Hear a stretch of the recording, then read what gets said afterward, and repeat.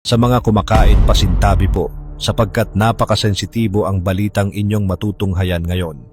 Laking gulat ng mga sepulturero nang makitang nakalapag na sa sahig ang kabaong ng kalilibing lang na 22 anyos na babae sa Karkar, Cebu.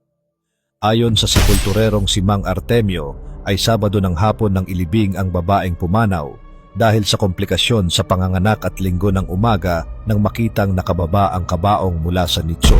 Dagdag pa ng sepulturero ay natakot daw siya nang ang kabaong na inilibing nila ng Sabado ay nakababa na.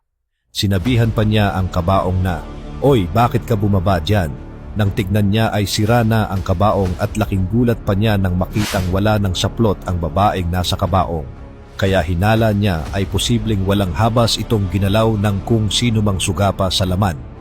Ayon sa mga pulis ay ipasusuri nila ang katawan ng babae upang makumpirma ang hinala nila.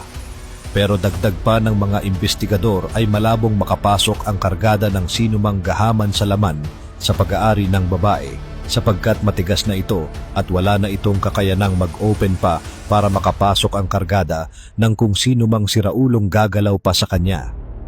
Napaka-imposible daw iyon. May tinitignan ng person of interest ang mga pulis na posibleng may kinalaman sa krimen.